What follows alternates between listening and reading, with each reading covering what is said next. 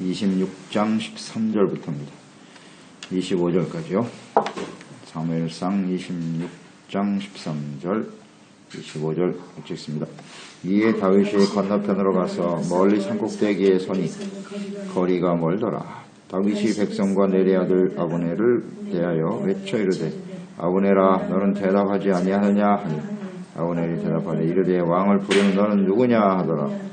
다윗이 아브넬에게 이르되 내가 용사가 아니냐 이스라엘 가운데 너 같은 자가 누구냐 그러한데 내가 어찌하여 내 주 왕을 보호하지 아니하느냐 백성 가운데 한 사람이 내 주 왕을 죽이려고 들어갔었느니라 내가 행한 일이 옳지 못하로다.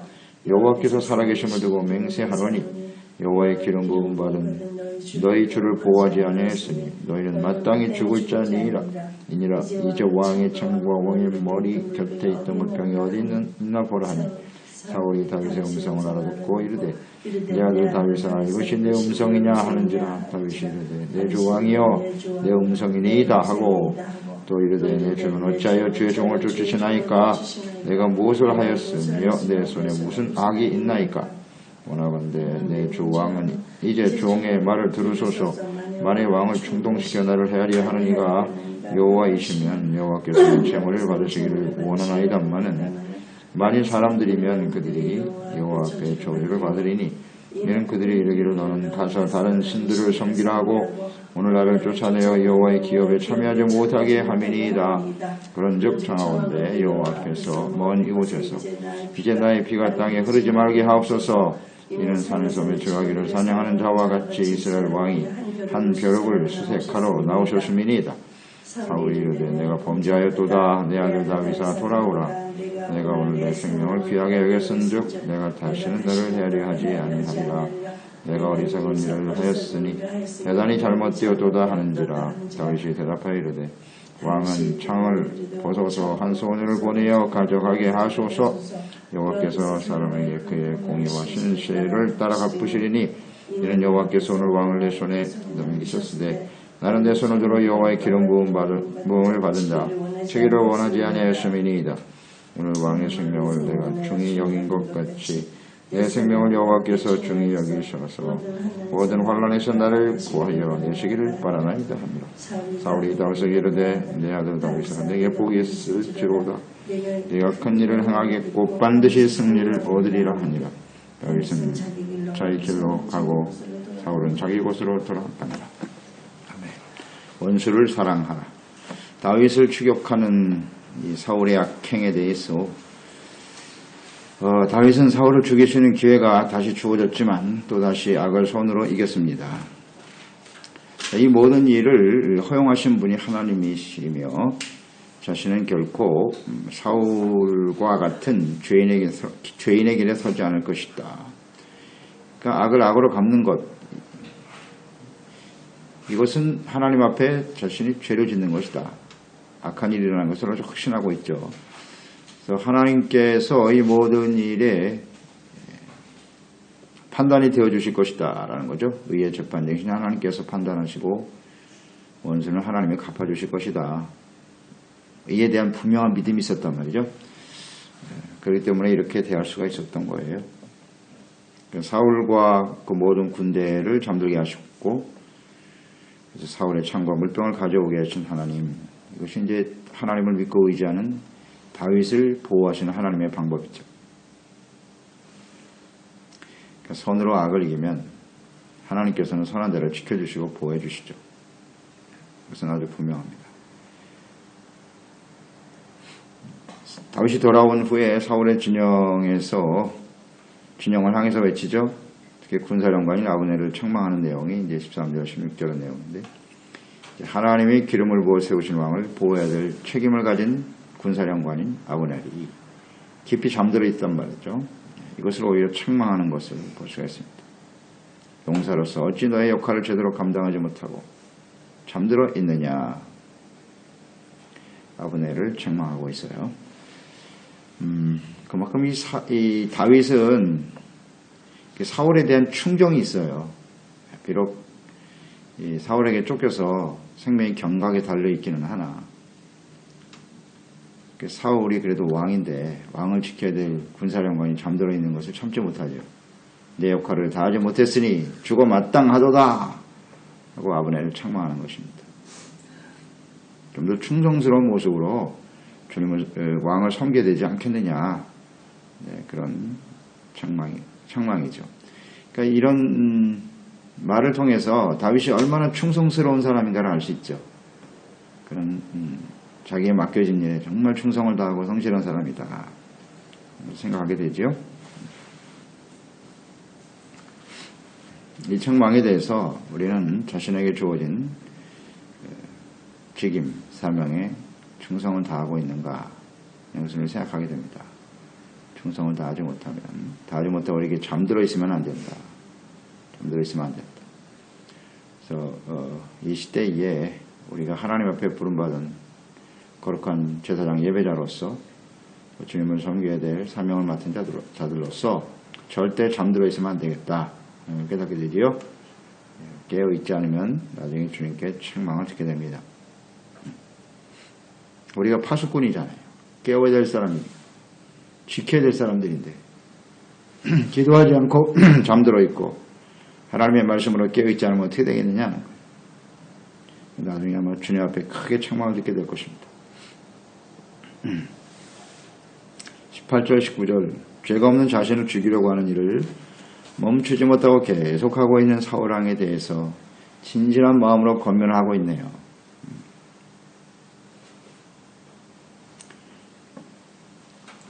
진실한 마음이죠.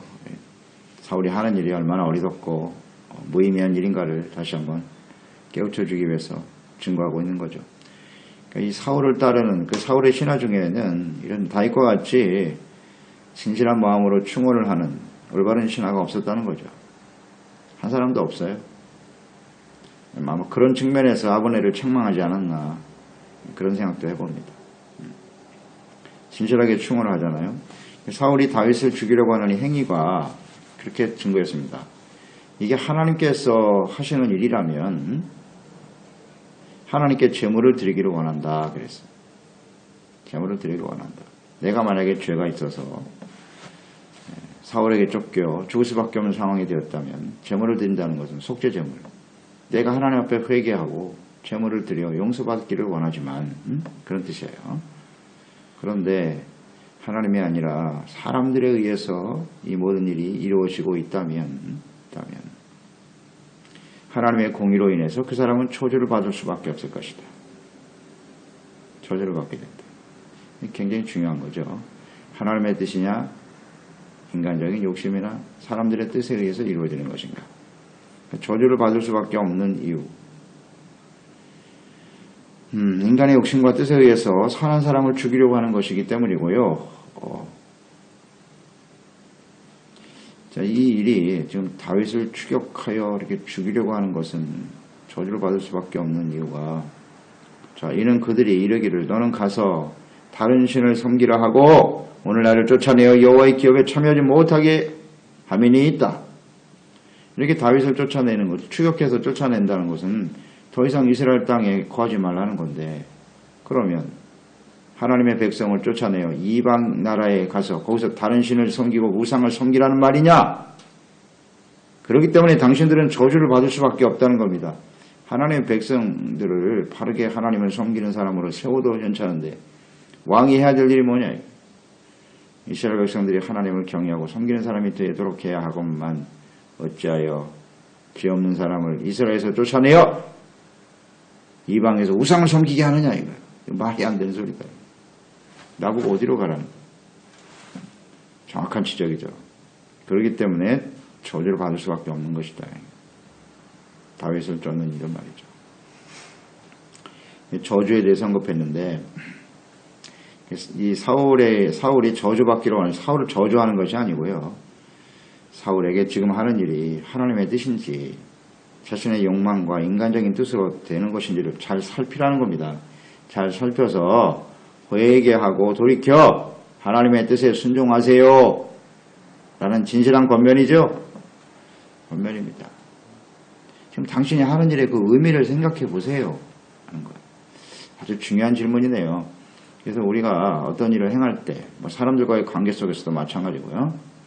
지금 다윗과 사울의 관계, 마찬가지로 우리도 많은 사람과의 관계 속에 살고 있잖아요. 그러니까 사람들을 대할 때 어떤 말을 하고 어떤 행동을 하게 될 때 이 질문을 하자 말이죠.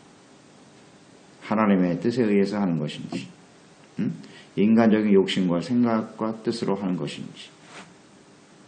둘 중에 하나겠죠. 예. 둘 중에 하나입니다. 그건 아주 분명하죠. 하나님도 알고 자기도 알아요. 이게 인간적인 생각인지 하나님의 뜻인지를. 그렇습니다. 이 하나님의 뜻대로 하게 되면 하나님께서 뭐 역사하시겠지만 만약에 인간적인 욕심이 동기가 되고 자기 자신만을 위한 인간적인 생각으로 하게 되면은 하나님의 심판에 직면하게 될 것입니다. 분명하죠? 이 사울이 하는 일이 이게 지극히 인간적이잖아요. 그러니까 하나님의 심판 앞에 서게 될 것이다 라는 경고인데 빨리 돌이키지 못하면 결국 하나님 앞에 서게 되겠죠. 이러한 중요한 동기를 항상 우리 마음속에 살피는 저희들이 되었으면 좋겠어요. 먼저 말하고 행동하기 전에 이렇게 내가 말하고 행동하는 것이 하나님의 앞에 의롭고 진실하냐? 이 하나님의 뜻인가? 붙잡는 말이죠. 질문해보고 아니면 빨리 돌이키면 되겠죠. 그래서 하나님의 백성들을 이렇게 쫓아내는 이런 일은 하지 말죠. 특히 교회 안에서 우리 성도들 간에 불쌍히 여기고 하나님의 뜻은 불쌍히 여기는 거예요. 긍휼히 여기고 참고 기다려주는 게 사랑이지. 그걸 그냥 이야기를 해서 이야기를 퍼뜨리고 저 사람은 뭐 어쩌니 그럼 어떻게 그 사람은 뭐 교회 나오지 말라는 거잖아요. 그럼 그런 사람을 쫓아내는 거예요. 교회에서 쫓아내서 어떻게 하라는 거예요. 이제 이 다윗의 고백을 잘 생각하세요. 그럼 나보고 이방 나라에 가서 우상 섬기란 말이냐?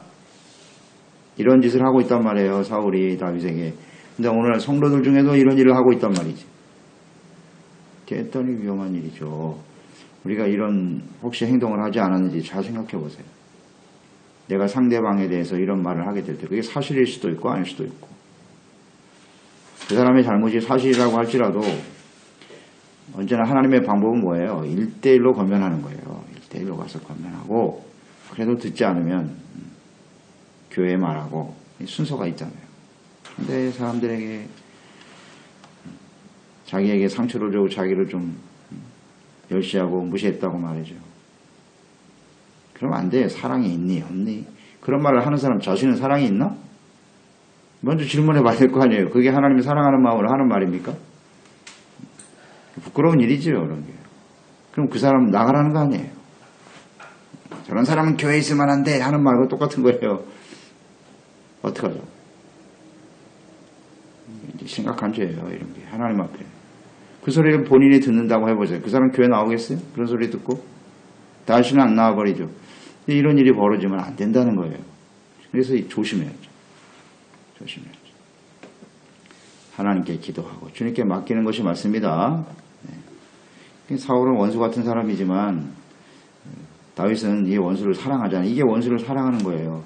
선으로 대하는 게. 불쌍히 여기고 기다리는 거예요. 하나님의 뜻에 맡기자는 거죠. 저들이 하는 일이 하나님의 뜻이라면 내가 하나님께 회개하고 돌이키면 되는 일이고 그렇지 않다면 하나님이 정리해 주시겠지 이런 생각. 참 중요한 것 같아요. 이게 우리 삶 속에서 수시로 아주 너무나 가까이 일어나는 일들이거든요. 그때 우리는 다윗과 같이 행하지 못할 때가 많지요. 네. 쫓아내는 일은 하지 말자. 이런 생각을 하게 되네요.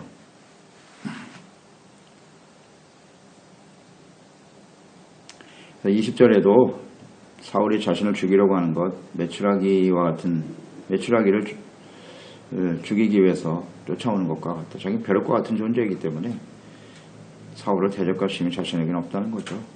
다시 한번 고백하고 있고요.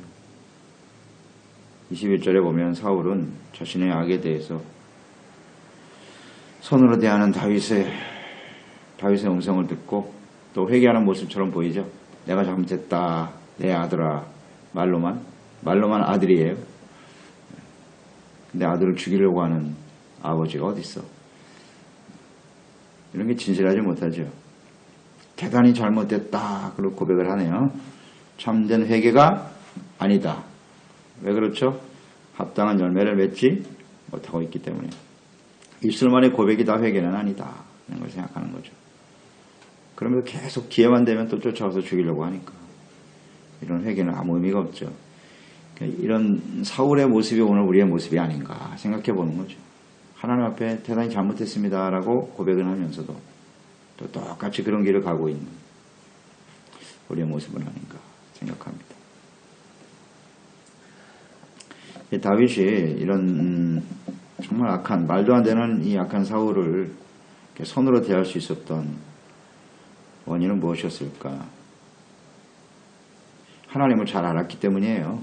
23절, 24절에 잘 나와 있는데요. 여호와께서 사람에게 그의 공의와 신실을 따라 갚으시리라. 그렇습니다. 이걸 알았기 때문이에요.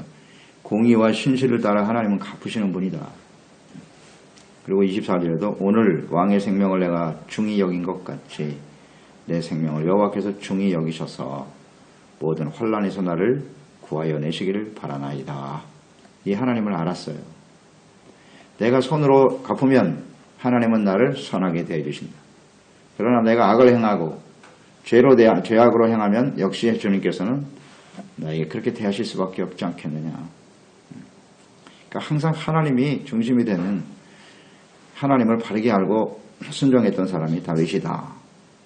참 이런 은혜를 받기 쉽지 않은데요. 이 다윗은 정말 대단한 은혜를 받은 사람이에요. 그래서 이런 시련과 연단의 시간이 다윗에게는 굉장히 큰 유익을 주고 있구나. 이런 과정을 지났기 때문에 이렇게 겸손한 말을 할 수 있고 하나님께 대한 절대적인 신뢰와 믿음을 가지고 고백하고 실천할 수 있었다는 것을 생각하게 되지요. 하나님을 알고 믿었다는 거예요. 우리가 억울한 일을 당할 때 항상 다윗을 떠올리면서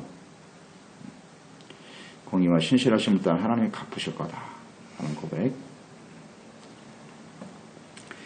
사울을 죽일 수도 있었지만 그의 생명을 중히 여겼다는 거죠. 귀하게 여겼다. 하나님이 세운 왕이고 하나님이 예수님의 핏값으로 구원한 우리 자녀고 형제들이니까 그들을 귀하게 여기는 마음을 가지면 하나님도 우리를 귀하게 여기신다. 아직 이게 분명하네요. 심은 대로 거두게 하시는 분이니까요. 또 긍휼을 심으면 긍휼을 거두겠죠. 더 약한 자, 생명을 노리는 사람이에요. 그냥 뭐 뺨을 때리는 정도가 아니라 이건 뭐 생명을 노리고 있는 사람이기 때문에 참 쉽지 않죠. 정말 이런 원수 같은 사람을 사랑한다는 게 쉬운 일이 아닌데, 근데 그게 가족이잖아요. 그 상대가 가족이고 같은 아버지, 하나님 아버지의 자녀들이고 그렇기 때문에 우리는 다윗과 같이 행동해야만 하는 거죠. 뭐 다른 길이 없어요.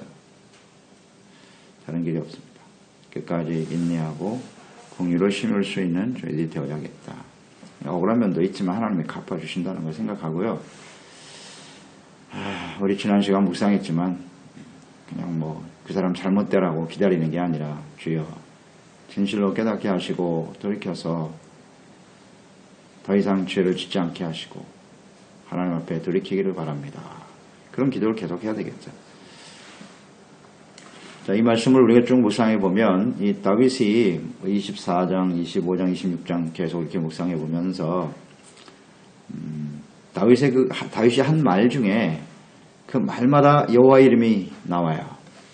사울도 역시 말할 때마다 뭐 여호와 이름을 들모이고 있는데 이 사울은 하나님의 이름을 망령되이 여기는 사람이었고요.